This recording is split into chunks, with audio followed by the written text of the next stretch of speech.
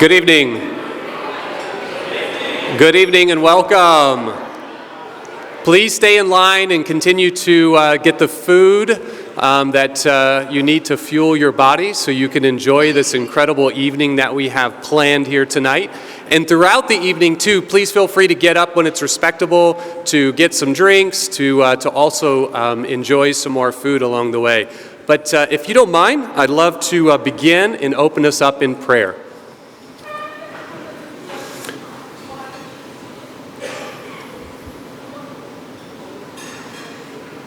In the name of the Father, and the Son, and the Holy Spirit, amen. God of love, we are meeting here today in your name, thankful for your ever-presence.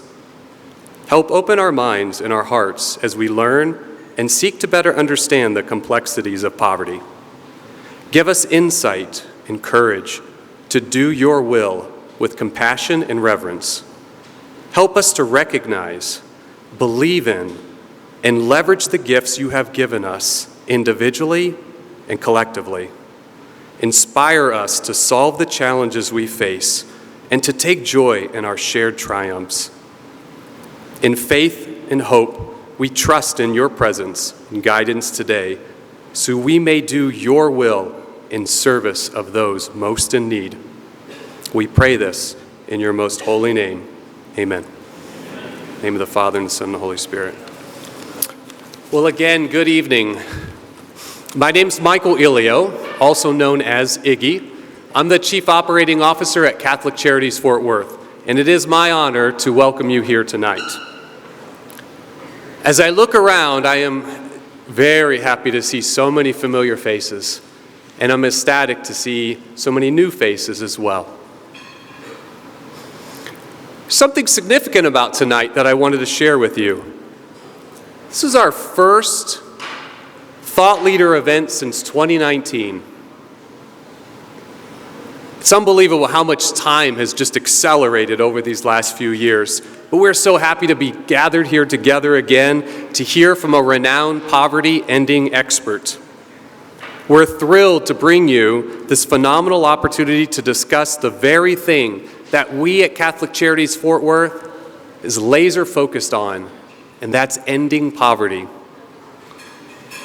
In just a moment, you'll hear from our keynote speaker, Elia Moreno, and have the opportunity to participate in a discussion with both Elia and our resident expert at Catholic Charities Fort Worth, Ms. Cindy Casey, who's the director of our client service programs. But first, I want to take a moment to touch on what we mean when we say poverty.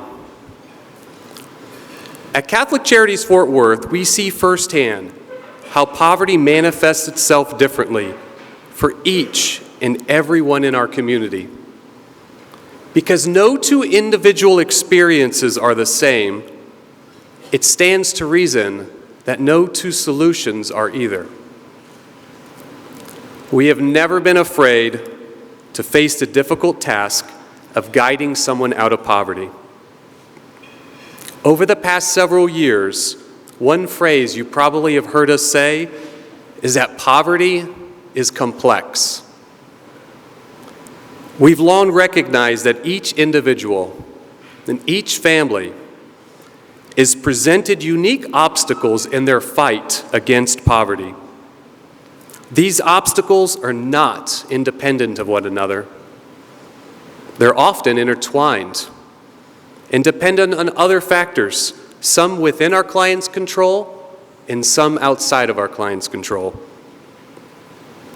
Because of this, it's imperative to think about poverty as a system and to respect its complexity and study each interconnected area so we can address and help our clients overcome the myriad of factors that keep them and their families in poverty. One reason why our programs at Catholic Charities Fort Worth are so successful at ending poverty for our clients is our commitment to research and evaluation. Because of this commitment, we have identified 5 unique areas within this complex system of poverty that we call our out-of-poverty pathways. Our out-of-poverty pathways create lasting impact for our clients, and they help them to achieve financial resiliency, earn post-secondary education credentials, find and maintain stable employment, develop emotional resiliency, and access supportive, vital resources. While these pathways often overlap and interconnect, each are very unique. They have different goals that our clients work towards and various objectives, but each one helps our clients not only reach, but sustain their bigger, brighter future in a life free of poverty. Now, let's get things started. So if you will, please welcome with me Ms. Cindy Casey, Director of Client Services at Catholic Charities Fort Worth, to the stage as she introduces our keynote speaker, Elia Moreno. Thank you.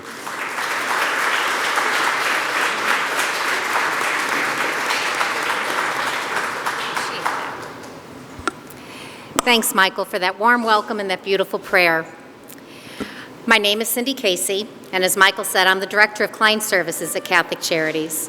I have the incredible privilege of overseeing several of our agency's groundbreaking anti-poverty programs. Tonight, I also have the incredible privilege of introducing you to our keynote speaker, Elia Moreno. So, Elia's accomplishments are considerable, and as part of this introduction, I hope you don't mind, but I'm going to read all of these off because you won't believe it, and if I don't read it, I'll forget it. Okay.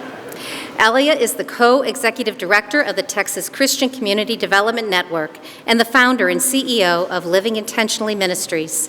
She's also the national program director for Beagle Communication Across Barriers and holds the position of national director of community outreach for the No Excuses University Network of Schools, a growing network of 250 schools that promote college readiness for all students, especially those living in poverty. Throughout her career, Elia has made it her mission to help others understand poverty and to bring healing and hope to the disadvantaged communities across Texas. You see, Elia understands the complexity of poverty and the difficulties in navigating the various networks and resources that exist to help people lift themselves out of poverty. Most importantly, she doesn't deal in myths and stereotypes. She deals in the real structural causes of poverty and its solutions from a research-based, community-led perspective, not unlike that of Catholic Charities.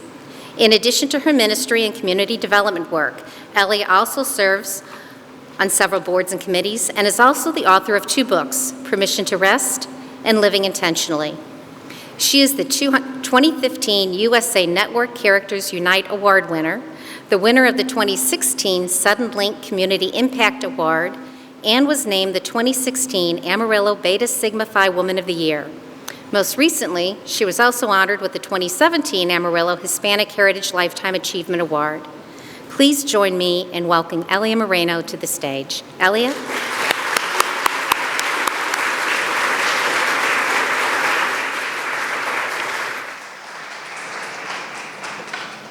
Thank you so much. Looking forward to this. Good evening.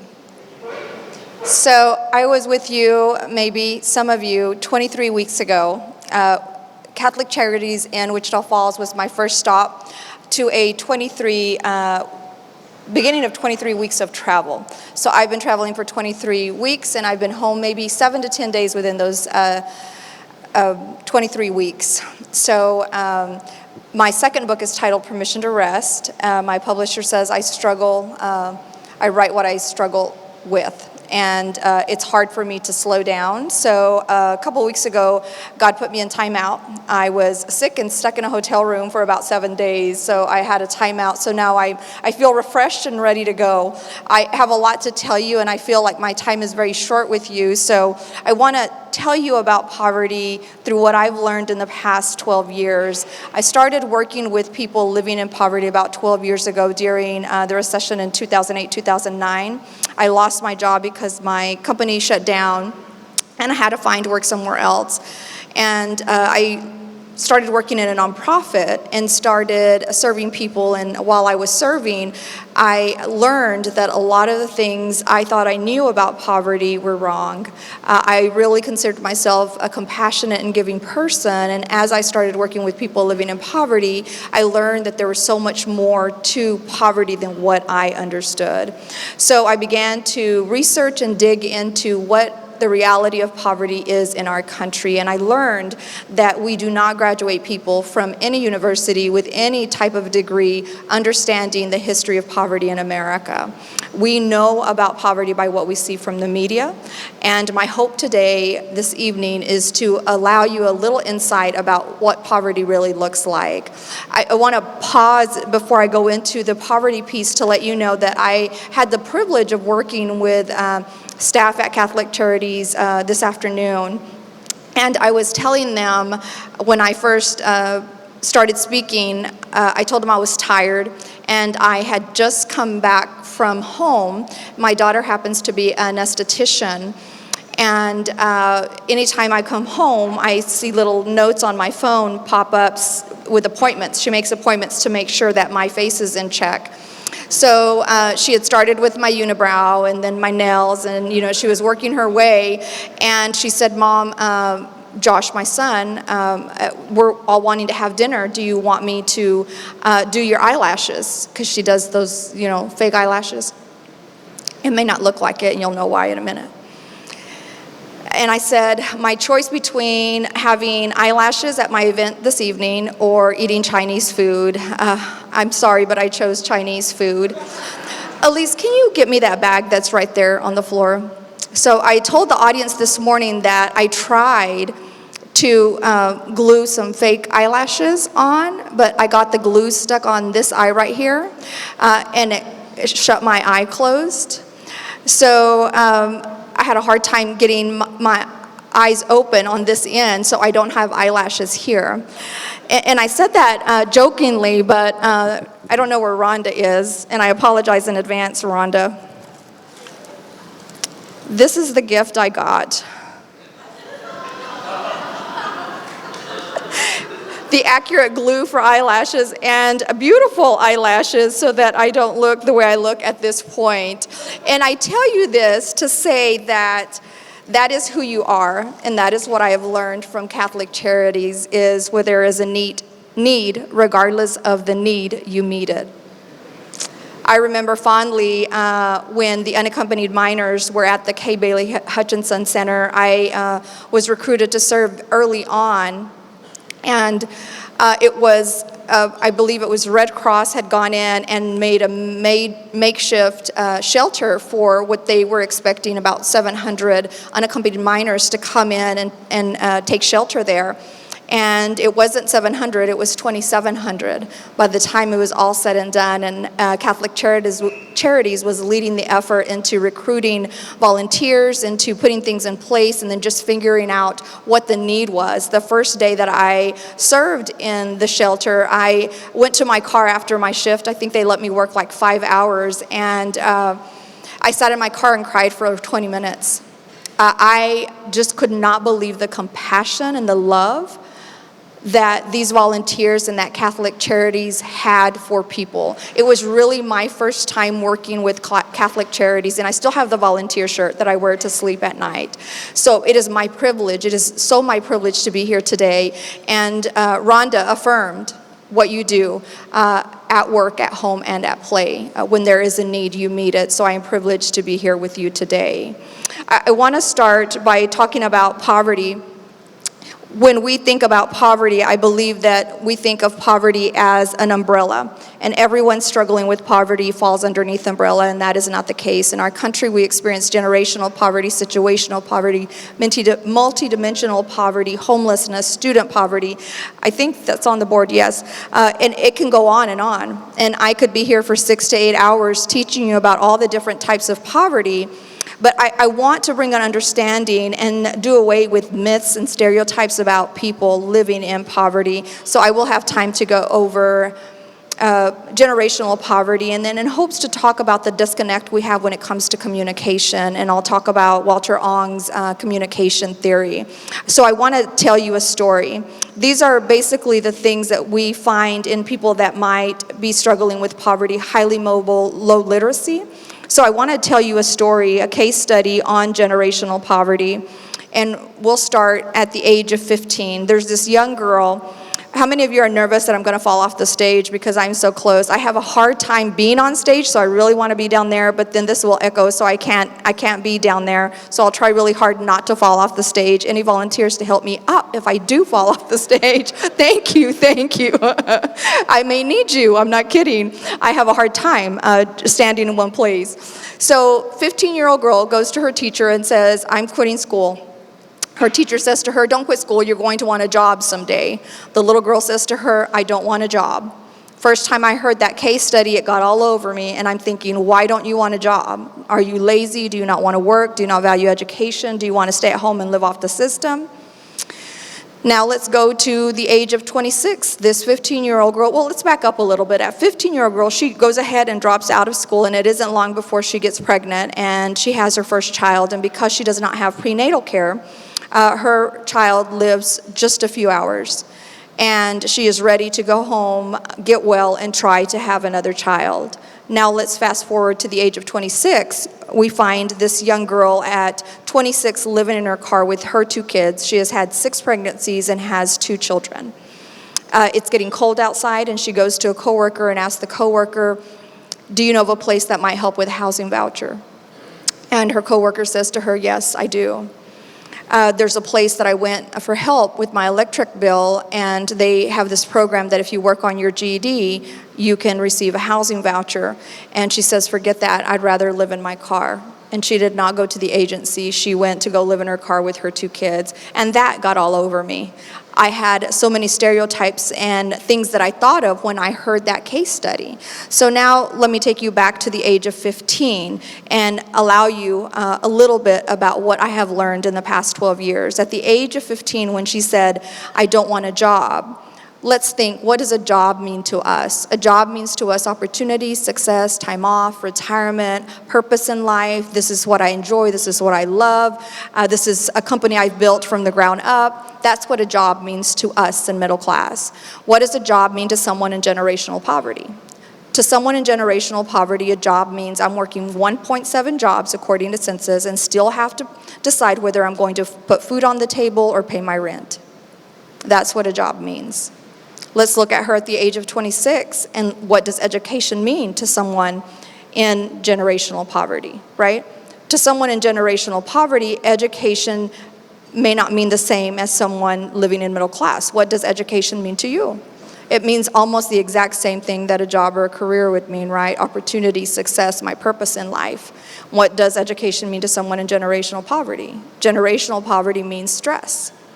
If we look at someone experiencing generational poverty in our country, we internalize poverty, and I start to believe that I am deficient. I don't understand that it's the situation that I'm living in that is deficient. I believe I am deficient.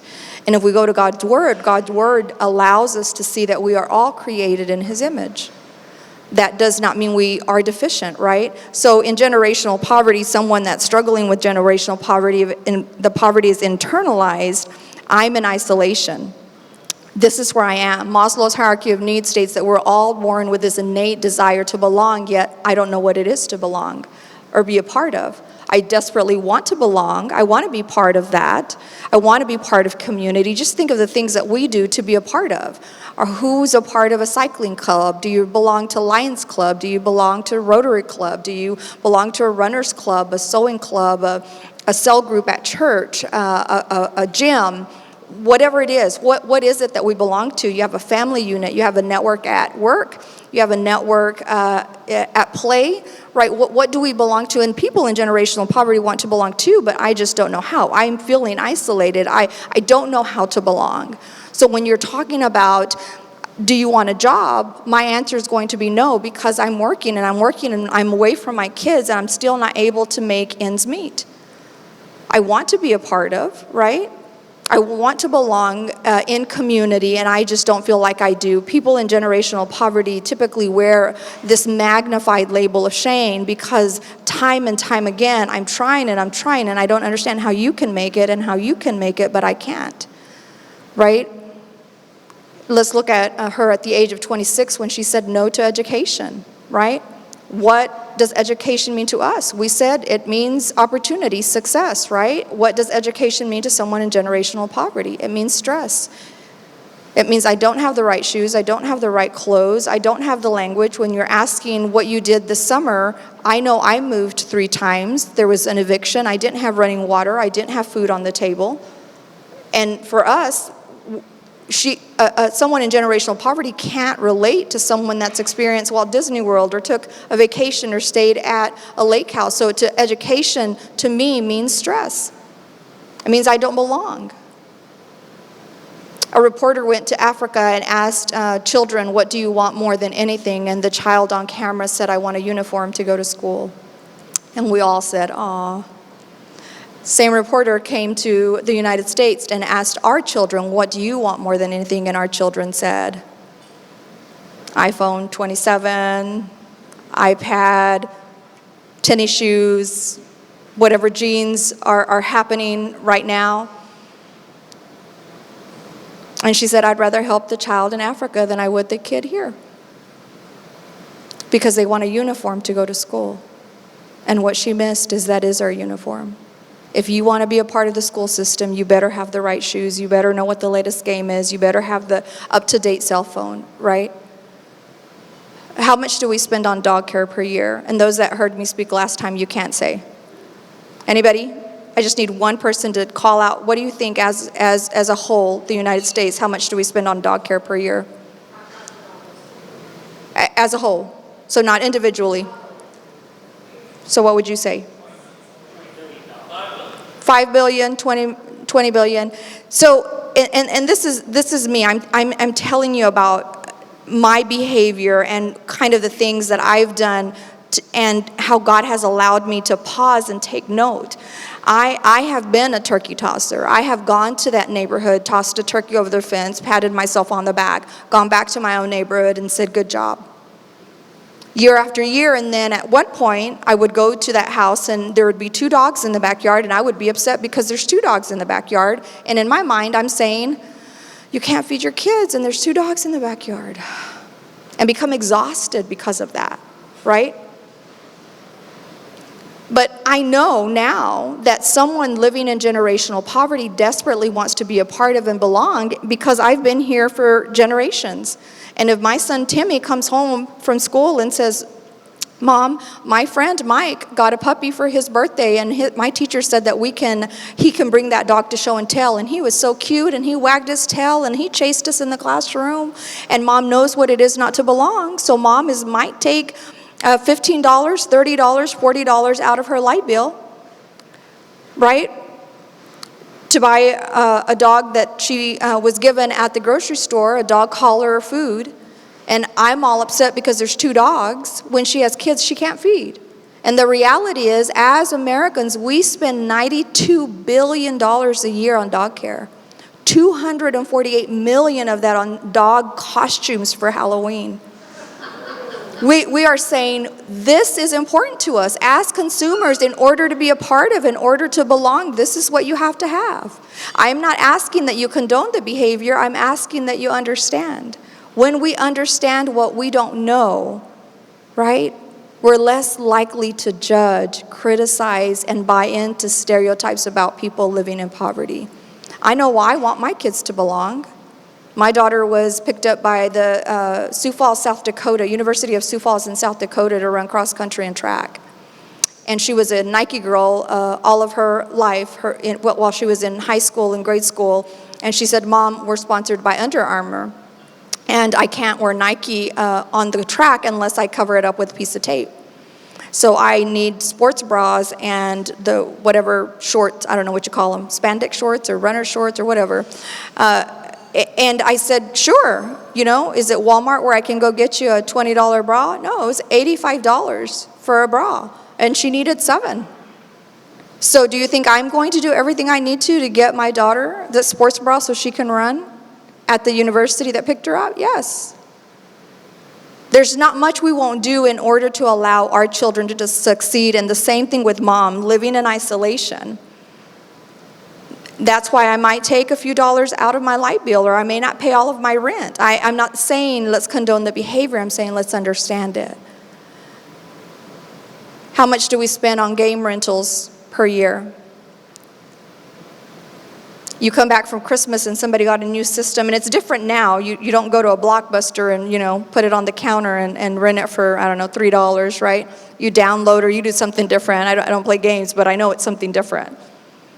How much do we spend? Pretty close. $11.7 billion every month. Every month. We are saying this is important to us. This is how you belong, right? So I get mom now. I'm no longer a turkey tosser, because had I made a relationship with mom and family from the very beginning, and that's what Catholic Charities does well. I was in your place today, and I saw how people loved. I truly believe in the work that I've done across the country. I travel about 200 days out of the year, and I've worked in every state and Mexico City, that if we do what we do in love, it creates an atmosphere of hope. And where there's hope, things change. We all have hope somewhere within us, but sometimes life's crisis and life's situation and barriers pushes that hope so far down. And we might come in a judgmental way like I did. Did I tell mom that I was judging that there was 2 dogs in the backyard? No.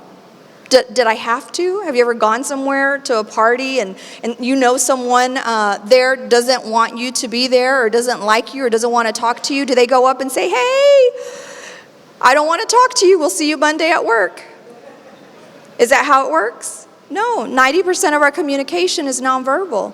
It's not necessarily what we say. It's how we behave. So do you think mom in that home where I went to take a turkey knew that I was judging?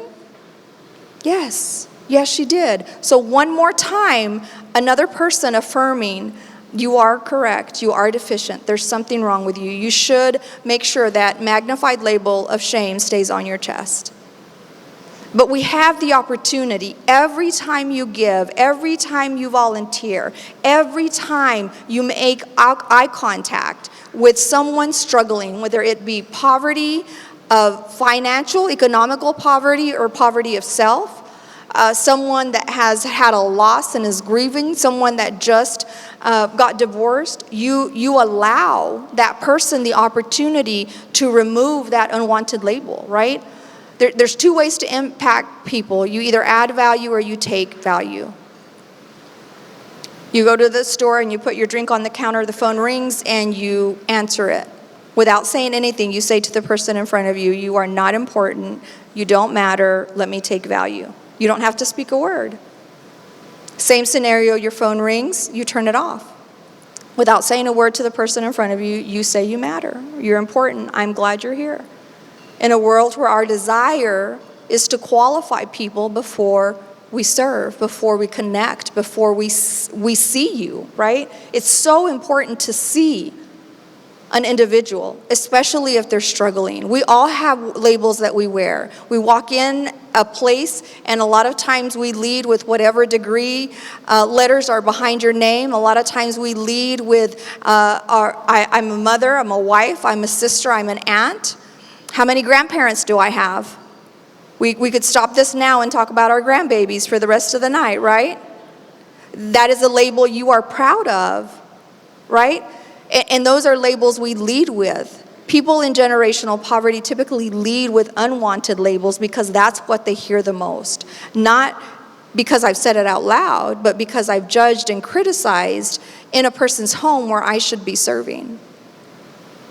I had the opportunity to serve in a variety of ways, and one of the situations I remember most vividly was, I'm deciding which one I want to tell you, and I'm going to tell you about my very first one. You can Google white skirt and you might find it. I remember one of my first home visits. I had a counselor call and let me know that there was a woman that had just escaped domestic violence, and she had been in the hospital for 2 or 3 months because her last attack was so severe, and she had finally gotten her kids back in the home, and the dad was going to be serving prison. I believe he had several counts stacked on him, and he would be in prison for a very long time. And she was just needing help, and my job was to go and see, what is it that you're needing? She had been going late to school, so she had many tardies for the children, and for like the past 2 or 3 days, she had not even gotten the children there. So I remember that day I was wearing a white skirt, and I was very proud of myself because at that point in my life, I drank a lot of tea from Chick-fil-A, and I ate a lot of chocolate. I eat a lot of chocolate still, but I'm doing better. And my skirt was still white. And I remember parking the car and getting out of the car, and as I got out of the car, I noticed that the children were playing with the water hose, and then I noticed that there was no grass, that it was all dirt. And I thought in my mind, like a huge caution sign, water, dirt equals mud. And I looked down at my white skirt, and I continued to walk up the walkway, and Mom was seated outside on the steps going into her home.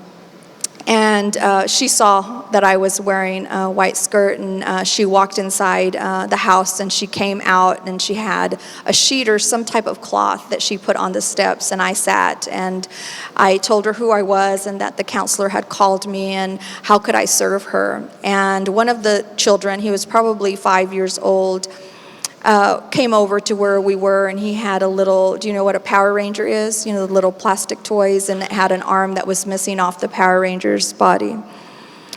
And the mother sat beside me, and she wept as she told me about her desperation of escaping domestic violence just to live in a world of poverty. And she was trying her best to do what she could for her kids. And we continued to talk, and I knew that the child that stood before me, this wasn't his first time watching his mama weep.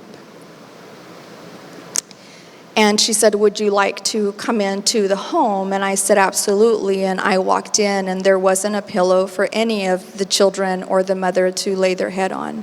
There wasn't a couch for me to sit on. There was merely 3 cups and 3 plates on the counter in the kitchen. And I had the opportunity to learn that it's how we love, right? It's how we love, not in the words that we speak, but how can I sit here and understand what the need is rather than give my opinion or my plan or my thought. And as I walk through your building today, I am so amazed by that. I'm so amazed that people would see fit to give hard-earned money so there could be a place that lovely for people like this woman that I went to on my first home visit. The child understood that his mother was weeping, but that she would be okay, because the only thing that baby had was this broken Power Ranger in his hand. And before I left, he said, here. Basically saying, you can have all that I have, because I know you're here to help. That's what you do. I hope that you take this message, that you understand that what you do matters, and you may never see the 5-year-old or the mama that has escaped. You may never meet the families that you serve, but in our country today, it is so important to continue to do what you do, to serve, to live big, to love big, to give big, so that a 5-year-old child may have hope. That someday life will be different because of people like you. Because poverty doesn't look like we think it looks. We see many posts and many stories on social media, and majority of them are derogatory, and there's many comments at the bottom. We should get rid of this. We shouldn't allow people to. And the truth is, if we study poverty, we understand that 5% of the people that are receiving benefits take advantage of the system. And that is our focus, the 5%. We forget about the 95% that are trying to cycle out. And if we look at the people that receive SNAP benefits, let's just look at SNAP benefits. The top 3 groups that receive SNAP benefits are single mothers, children, and elderly. What should an elderly receive in food stamp benefits, in SNAP benefits? Anyone? I'm 53, and I'm getting closer to that end, so I'm hoping that you say a good number when, I may have to apply someday. What would that look like? Somebody tell me what I should receive if I'm a single elderly in a month in order to eat. Remember, you don't buy toilet paper or anything with food stamps, it's just food. Anybody? 200? Please say 400, I like food. I would hope for 400. The average amount that a single person receives is $14 to $17. We discard our elderly. We say, you served your purpose, now move over. We no longer honor and respect. And I know Catholic Charities does. I had the opportunity to serve as a keynote to our Catholic Charities in Amarillo. I believe they do a beans and cornbread or something like that meal, and they have a program where they serve, they actually take food to elderly that can't get out and get the food themselves, because they understand that no one's living high off the hog on SNAP benefits, right? And especially the top 3 groups that are receiving the benefits. It's just that there's just so much misconception, right? Just like the young girl that said, I don't want a job. Let's understand why she doesn't want a job. And she knows that because at the age of 15, she's already been babysitting her younger siblings or her cousins since she was 7 years old. So for the past 7-8 years, she's been taking care of little ones because mom and dad are working 1.7 jobs.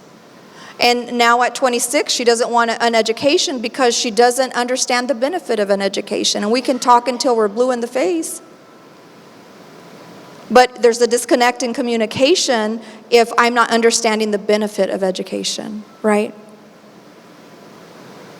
So at the age of 26, she tells her coworker, no, I don't want to work on my GED. And she goes back to live in her car for 2 weeks. It starts to get colder and it starts to snow, and she goes back to her coworker and says, okay, I'll do their song and dance. What do I need to do? And she tells her where to go, and she starts to look into what it's going to take in order for her to work on her GED, and she discovers that there's an assessment, and she takes the assessment. That assessment declares that she can't even really read a newspaper. So she starts with literacy, and she goes from her GED to her doctorate. Her name is Dr. Donna Beagle, and she wrote the book, See Poverty Be the Difference. And the company that I serve as National Program Director is a company that Dr. Beagle founded. In her lifetime, she has had 8 pregnancies, and she has 3 living children. And we are good friends now, and we travel together all the time. She is in Michigan today, and I was supposed to be there with her, but I said yes to Bailey, and I'm here with you instead. I get to ask her the hard questions, and one of the hard questions that I asked her was, Donna, why so many kids? Why 8 pregnancies? And she's the kind of person that always responds when I ask a question with a question. Anybody have a friend like that? Or are you somebody like that, yeah? And she says, why do you do what you do? And I said, why do I do what I do? I guess my parents. I don't ever know a time where I didn't know Jesus. My mom and dad served every time the doors were open at church, we were there. When I was younger and we would go to the grocery store, she would send me next door to ask one of the widows that lived on our block if she needed anything from the store. And she was a person that drank more sugar than coffee. Anybody do the same? So it was always sugar. And if someone was injured down the block, Mom and Dad would send my brothers to mow their lawn. My parents always served, always served. I was raised during the time where you could pick up hitchhikers, and my dad would come home from work, and sometimes he'd bring a couple of people that he found hitchhiking, and he would give them clean clothes. Mom would feed them, they would bathe, and then when they would sleep in our guest bedroom, and then when Dad left for work the next morning, he would take them and put them on the road. I said, I guess it's because my mom and dad have always served, and I want to be just like my mom and dad. And she said, me too. My greatest role model in life was my mother. And when I lost my first child, I thought I had failed. And who am I to say that's not enough? Who am I to criticize because I don't understand? We don't have the same lived experience. Poverty looks a little different today for me. As I work alongside people living in poverty, as I do life with people that don't have my same lived experience, that's something Catholic Charities does well.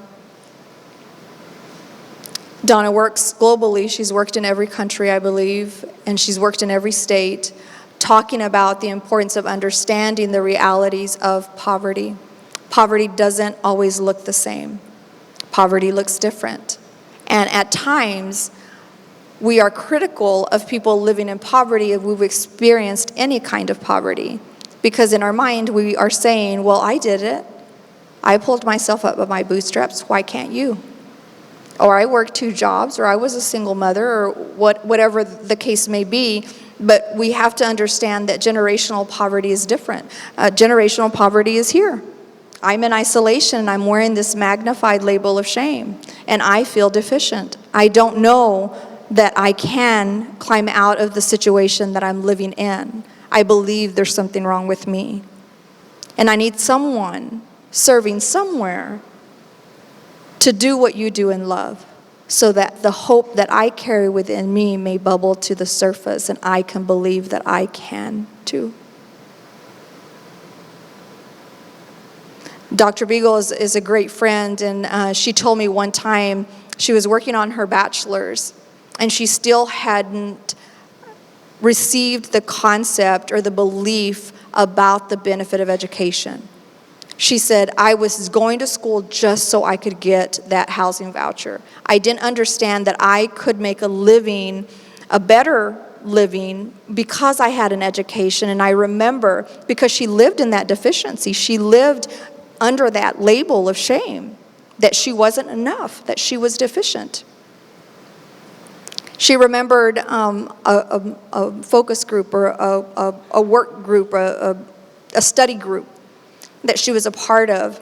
And one of the girls in that group, and she went from her GED to her associates to her bachelor's. One of the girls was upset. She said she remembers seeing her cry because she was having to put her parents in an assisted living establishment, and she was heartbroken that she would have to sell her childhood home. And she said, what do you mean, your childhood home? And the girl explained that she was raised in this house, and that was the very first time. Donna was 30-something years old, and it was the very first time that she knew that not everybody had her life. She believed she was so deficient that everyone had her life, but that others had succeeded and done better, and she didn't understand what was wrong with her. Because she had moved at least 3 to 6 times per year due to eviction or a house being condemned, she thought everyone experienced the same thing. They just handled it better. She didn't understand why someone's hair looked a certain way when she had to use remember the powder in the bathroom? Way back when, it was powder that you would pump out of the little pink thing, and it's the soap that you got, and that's how you would wash your hands. That is what she used to wash her hair, because that is what she had. They would go to a gas station, and she would go to the bathroom and wash her hair with the pink soap. She says, I didn't understand any of that. I didn't understand why my clothes didn't fit, but somebody else's clothes fit just perfectly. Why somebody had straight teeth and she didn't have straight teeth. Imagine living 30 years of your life thinking I'm deficient, even in school. In Walter Ong's book, Orality and Literacy, he talks about communication theory. He talks about how we communicate in two different ways all over the world. We're born communicating in an oral manner, and then the more education you have, the more print style you communicate, right? I'm checking my time. I have a few minutes. I'd like a gentleman to help me explain kind of how that communication theory, I believe you can use this communication theory everywhere you go, not just in nonprofit or ministry, but in business as well. Somebody want to help so I can explain? You'll have to come on stage. I promise I won't push you off. Anybody? Thank you. So do you mind if I shake your hand? Okay. So when you meet someone, and we're going to pretend that we don't know each other, okay, so I'm going to shake your hand and I'm going to say what my name is. So when you meet someone, this is basically how it goes, right? Hi, my name is Elia Moreno. I'm with Texas Christian. My name is Leland Gann. I'm with Gann Associates. Do you see what he did? He gave me personal space, and he shook my hand, made eye contact, and he didn't interrupt. We communicate, the more education you receive, the more traveled you are, we communicate in a print manner. Everything in our community is developed in a print manner. Every bank, every school, every church, every nonprofit, there's a process to it. So we speak like we read. Sentence, period, pause. Sentence, period, pause. Paragraph, turn the page, chapter, right? That's how we communicate. When you're working with someone that is living in generational poverty, typically the conversation is, I may be a print communicator and the person across from you may be an oral communicator. How many of you are nervous right now because I haven't let go of his hand? Be honest. Then ma'am, you are a print style communicator. You appreciate this style of communication, but when we're working or volunteering with people living in poverty, what does it look like? And what might he do if he sees me get near? He's probably going to back up, right? If I'm an oral communicator, what am I going to do? I'm probably going to scoot over thinking, oh, he's making room for someone else. Because we communicate differently. Everything that we print, everything that we do, we typically do it in a print manner to an audience that communicates in an oral manner. We can talk until we're blue in the face, and guess what? The message will not be heard until we honor the form of communication that someone living in generational poverty may speak in order to be able to teach them how to communicate in a print manner. How many of you have heard that? Thank you. Did I make you nervous? No. Because I'm holding your hand? No. And if he would have let go of my hand, what might I have done if I'm an oral communicator? If he lets go of my hand, what do you think that I would have done? Anybody? Right? Because if I am an oral communicator, and sometimes it doesn't have to do with generational poverty, sometimes it has to do with culture. But I value not the words that you're speaking, but you, the person that is speaking, right? And sometimes I speak really loud. How many of you have someone like that? And you're like, we're the only two in the room, right? But I may live doubled up with 12 people, and I'm not going to be heard unless I speak really loud, right? And I want you to know that I honor you and I value you, so maybe our appointment is over at 12, but I continue to talk, and I'm late for my next appointment. Anybody have somebody late to your appointment? It's not that they're trying to be rude. They were trying to honor the time with the person that they were with. Thank you. When we don't understand the two forms of communication, we don't understand the levels of disclosure. And the levels of disclosure is 1, 2, and 3. Level 1 allows you identity and title. So when I met this gentleman, he allowed me identity and title because he allowed me to say my name and who I was with. That allows me identity and title. So now let's look at level 2. Level 2 disclosure is you share a little more, right? You share a little more about yourself. So let's say that someone called and said, Elia, would you like to go on a date? There's this jazz band at this restaurant playing 2 weeks from now. And I say, yes, I'll go on a date. I might go and get my unibrow removed, right? I may go get my nails done. I may wash my hair and get ready, and he comes to pick me up, and I go to the restaurant, and I take my seat, and I'll order a side salad with a glass of ice water and a slice of lemon, right? because I don't know the person yet. So let's say that this person invites me again 8 months later. It's going to look a little different because now there's relationship. He invites me in 2 weeks to go to eat dinner, and I will set my alarm for 5 minutes till, and I'll put my hair up in a bun, and I'll wear the little stretchy jeans. So if I want to eat a little bit, it's going to be okay. And I sit down and I order the 16-ounce steak with a loaded baked potato, a salad, and bring the bacon. And I want an extra little cup of cheese. And you know what? I love sweet tea, so go ahead and leave the pitcher, right? Because I get to know the person better. That is relationship. When we work with families living in poverty, we don't go to level 1, we don't go to level 2, we skip to level 3. Level 3 disclosure is tell me your deepest, darkest secrets. Why are you in need? What has happened? And again, it places the person here. And I tell you this about communication theory because I want you to understand that at Catholic Charities, just the little bit that I saw today from the person that was receiving the people, it is hello, and they quote a name, or they say ma'am, or thank you. I train our local sheriff's department, all incoming cadets and paramedics and service people, first responders like that. And this is the piece they always tell me, you got to teach us this. You got to allow us to see this, because we cannot communicate whatever we're trying to communicate. We can speak till we're blue in the face, and it's not going to translate. It's not going to be picked up because we don't communicate in the same manner, right? If we don't understand generational poverty, we don't understand poverty, I'm not going to be able to understand that there's benefit to education. I'm not going to be able to understand that through education I can live a purpose in life, that I can maintain employment, gainful employment that will allow me to take care of my family, and I don't have to decide between food and rent every month. But we don't understand poverty. We see it as one umbrella when it's many, many umbrellas, and the poverty looks different. People in generational poverty really want to cycle out, but we're stuck here. Do I have 1 minute to finish? She's saying 1 minute. She's been keeping me on task the whole day. This is where people in generational poverty is, and because of you, because of so many people working at Catholic Charities, we are bringing people along. We are saying it's not enough that I remove that unwanted label of shame that you wear. Let me replace it with a wanted label. And I get it wrong all the time. There's a chapter in the book Living Intentionally that talks about a young girl. I'm going to take 1 extra minute just to tell this story. And I'll run with this mic if she doesn't let me.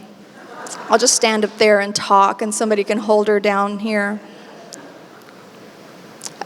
I was working with a young mom, and this was probably 3 or 4 years in, because we forget that humanity at its best is allowing me to see you as human.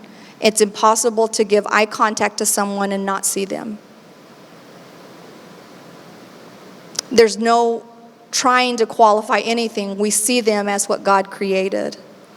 The Word of God says that we are called to love our neighbor as ourselves, and a lot of times we don't love ourselves, and that's why we can't love our neighbor. I talked about self-care earlier today, and it's important. Young mom comes into my office, and it's Friday about 15 minutes before I shut down, and she had been in on Wednesday. And she was back on Friday. My secretary buzzed and said, "Carol's here," and I'm like, what could Carol possibly want now? I had to go out and open the door. Carol! Did I add value or did I take value? Are you saying I took? Y'all are so critical. I just said her name.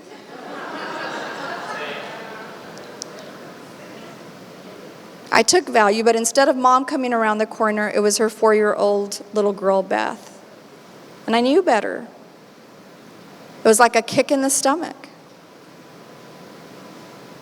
They went into my office, and I sat at my desk, and Carol sat here and Beth sat across my desk, and what does a 4-year-old try to do in an office? She is climbing the wall. Mom is so focused on trying to get her to calm down and behave, sit down, that she's not communicating with me. I finally say, Carol, she's fine, because I'm wanting to leave. It is now a little after 5. She's fine. What is it that you're needing?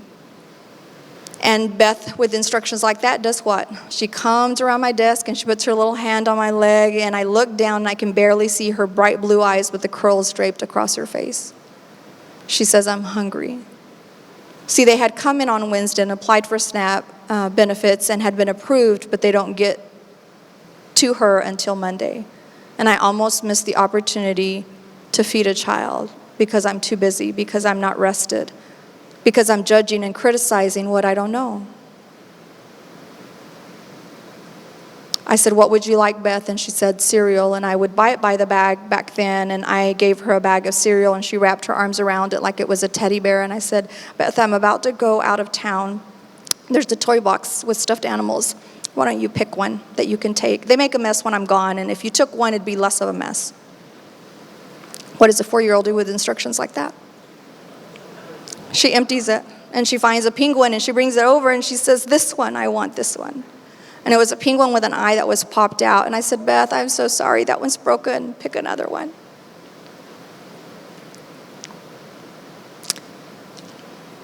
And at 4, this baby says to me, I'm broken too. Because one too many people like me have taken value from Mom. And it digs on this child at 4 years old. I don't have the right to complain about teen pregnancy or high school dropout or gang affiliation when I know that I have 2 choices. I can add value or I can take value. You're in the ministry of presence if you sit here today. Because of you, there is hope in this community.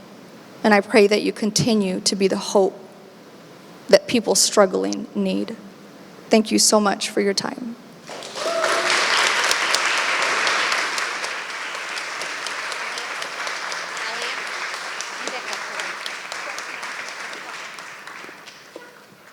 Wow, that was really something. I think Cindy's wanting some of my eyelashes. That's it. That's exactly what I want. And I know, Rhonda and Jill, you'll get more than that in the future. Let me just thank you, because what you did today was you reminded everybody here of the dignity and worth of every individual that comes to the door. And you did it so plainly and so simply, and challenged us on mistakes that we all make every day of our life. And you really touched my heart, and I've had a really tough week, and I appreciate it. Oh.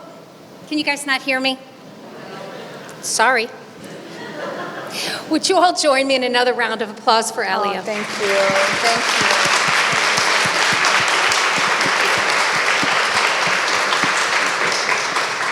you. What we're going to do next is Elia and I are going to hang out on the stage for about 15 minutes, and we're going to do a Q&A with you in the audience. And I'm going to start with the first question for you.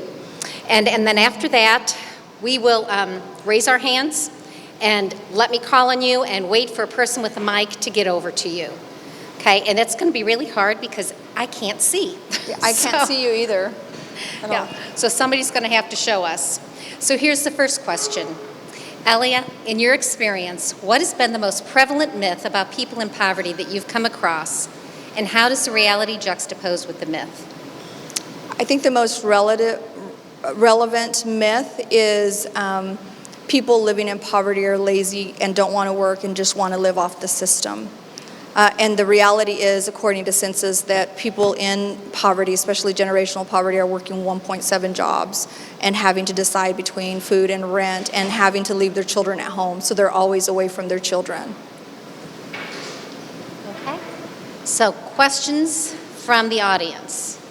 And just remember, I can't see. This woman right here, do we have somebody with a mic that can come over here? And if you need to take my mic, I can yell. Cindy, this one's for you. Yeah. I have a question.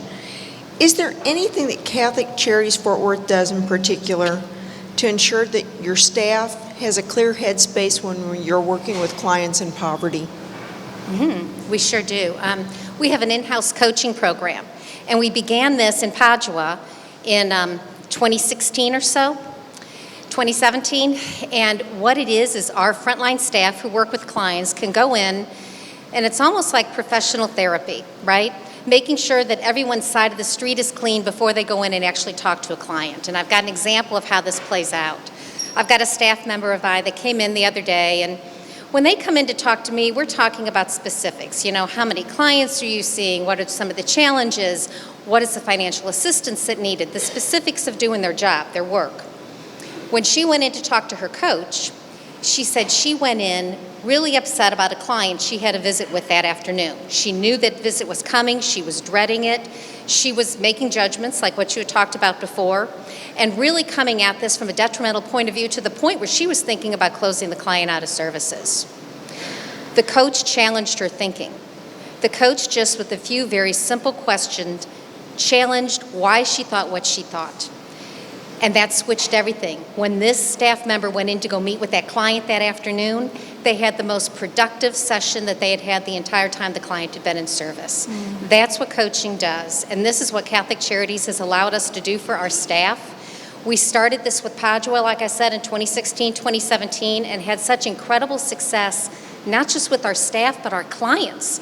We saw huge progress with our clients, and then opened it up to the entire agency and all frontline staff. That's what we do. Next question. Jolie? Cindy.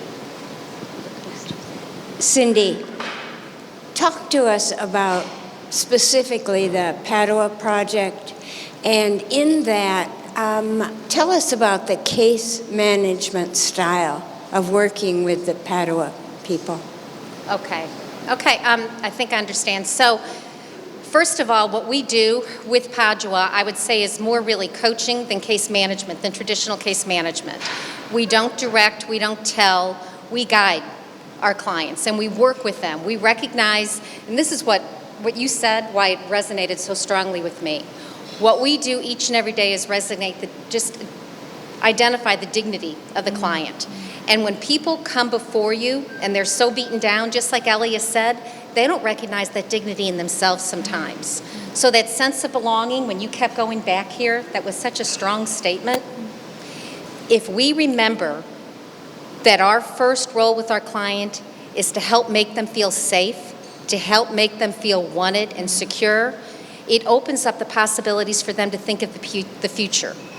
So our role is to help them dream, to identify what you've all heard, your bigger, brighter future, and to move on into planning for there and getting people to recognize that they're worth it. And that's all from a coaching model of management. Okay. Any other questions for Elia here? Yes.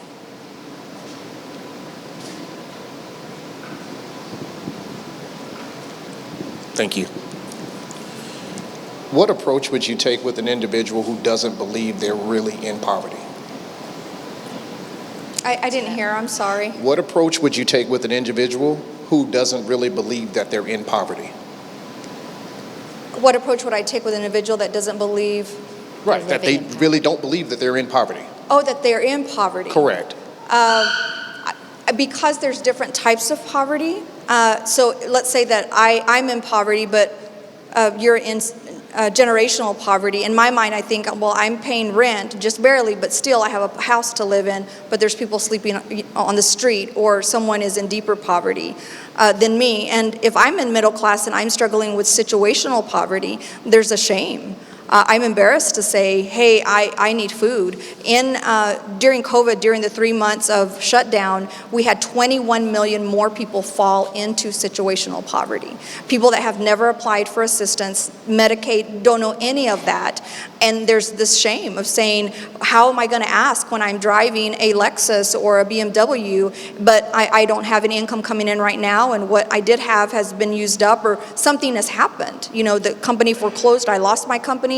So poverty looks so different. So you have all the different kinds of poverty that I showed you at the beginning of the presentation. Now put the impacts of COVID on those types of poverty. And you're going to be hard pressed to allow someone that has been in middle class and has fallen into situational poverty to ask for help. The nice thing about COVID is there was This SNAP benefits and WIC expanded their reach, so you didn't have to make a certain amount of money necessarily in order to receive those benefits, and you were able to receive those benefits online. So I didn't have to go into an office to get it, and I could go shop at night and nobody would see that I was using whatever card. But that shame, it will never be like the person in generational poverty, but I still have this pride, and I'm still living in this house, driving this car, and this is the life I used to have. Now I'm struggling, so it'll be very difficult for someone that is struggling with poverty in that type of way to say, I need help. Thank you. Is there another question? Yes, I'd like to piggyback off of that. Cindy, how does CCFW guide their clients through the complex poverty systems, anti-poverty systems? Okay. What we do when someone comes through the door, people come in and they're overwhelmed. And they can come in, just as you explained a few minutes ago, Elia, maybe they need rent. Maybe they also need assistance with food. Maybe they're unemployed and they can't pay their bills because of that, but they're unemployed because they don't have an education. People come in and they're so overwhelmed by the need that's in front of them, they don't know where to turn first. So our role is to sit down and first calm the situation, help again to make someone feel safe, secure, and then begin to help them put a plan together. And so that means systematically going through and, okay, how are we going to get a job? How are we going to go ahead and pay this month's rent and then next month's and the months after that? What does it look like down the road to go back to school? We help them navigate the resource connections that they need with a clinical approach to our work. So I think, Iggy, you had said this earlier, right? We have 5 main areas that we look in. We deal with employment, education, financial resiliency, so our financial coaching with our teams, emotional resiliency, that's the work we do in Padua, really taking that clinical approach to our work, and then resource stability. And we really help them navigate through that. Thank you. I have another question for Elia, actually. Sure. So many times when you're working with nonprofits, we are tasked daily to get to this number, serve this many clients, have this many clients show progress. In your experience in working with people, what do you see as progress? What do you see as the numbers that really matter? And we all follow guidelines for grants or fundraisers, and I write a check because I want to help a certain group of people. So when the last community I worked with was a school, and there's process, right? If a child comes to school tardy, they have to give that tardy slip, right? It's just part of the process. And I asked the staff, the people around the table, so can a child that's 6 years old drive? 7, 8, 9, right? And I know that there still has to be that tardy slip, but what if we create systems that fall within the system that already exists, like that tardy slip have a smiley face that says, we are so glad you are here. So that child is given value when they come in the door and not feel like, oh, I'm late again and I know that I'm going to be in trouble or my mom is going to be in trouble. There's things in place that we can add something to that will allow value, but still have you do your due diligence as far as reporting numbers. So it's not necessarily numbers that are needed. Yes, numbers need to be turned in, but what can you do about that process? What can you do to make sure that you get the numbers that you needed to the group that you needed to, but edify the person that's in front of you, add value to the person that's in front of you, and allow them to feel worthy, wanted, and that they matter. I love that. The adding value or taking away value. I'm going to bring that back to our team in our team meeting tomorrow. I think that's a really strong picture to it. Yeah. Any other questions? Anything else? Okay. Elia, do you have anything else, any last thoughts you want to share before we move on? No, if I share last thoughts, I'll tell you another story, and I think she's still sitting there, so I won't. She hasn't yelled at us yet. We're okay. We're good. Her bark's worse than her bite. She's good. Let me tell you a little bit. I left Catholic Charities to go to Mexico City to get to see an orphanage there for work that had been going on from partners here for 34, 38 years, and had the opportunity to meet Mother Inez and the work that she has done since she left home to join the convent by the age of 14. And she is 94 now and bedridden, and she has adopted over 1,000 children. Isn't that a beautiful picture? I was asked to write her life story, so I've been traveling to Mexico City to visit with her so that I'm able to write the story of her life so that other people may understand the power, not just in what you do, but the numbers come along. You know, there's no way in her mind that she thought, I'm going to adopt over 1,000 children in my lifetime. So it's one by one. It's one by one. How can I impact one person and add that person to the fold? That's beautiful. That's really, when you said that earlier, I loved it. Okay, we want to thank everyone for being here tonight, especially Elia, for everything that you've shared with us. It's been a beautiful evening. Before we close completely out and have a break, I do have a few housekeeping announcements. Please feel free to stick around immediately after our program, because in addition to the food and drink, Elia will be selling signed copies of her books, Permission to Rest and Living Intentionally, right over at the other table. Secondly, if you take one thing away from this evening, let it be that no matter what the circumstance, social standing or zip code, our communities can only be as whole as the least among us.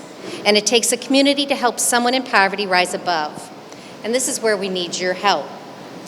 If you turn to the back of your program tonight, you'll see a QR code on the back of it. If you feel moved to donate, all you have to do is take your phone out and scan that QR code. Okay? Our next few ways to help are a bit more personal. First, you can attend a No Poverty Lunch and Learn. This is a great starting place to learn more about Catholic Charities and get a behind-the-scenes look at how we create lasting impact in our community. Secondly, you can be our partner. We're always in need of volunteers and ambassadors to help open the doors and connect us to the community. Commit to introducing us to just 5 or 10 of your friends, coworkers, neighbors, or family members to our agency by hosting a No Poverty Hour of your very own. Finally, if you belong to a parish, faith-based, or community group, we'd love to connect and see how we can partner to help our community together. Events like this one wouldn't be possible without our amazing sponsors. Tonight's sponsors are TXU Energy, RPGA Design Group, Mary Kathleen Anderson, Butch and Frankie Bircher, ABBA Homan Charitable Fund, Sunny Sellers, Ed and Hannah Schweiderman, Allison Ricks, Monroe and Rhonda Yearby. Thank you from each of us and for every one of us at Catholic Charities. On behalf of Elia, on behalf of Catholic Charities staff, and each and every client we serve, we thank you from the bottom of our hearts for being here tonight. Thank you so much.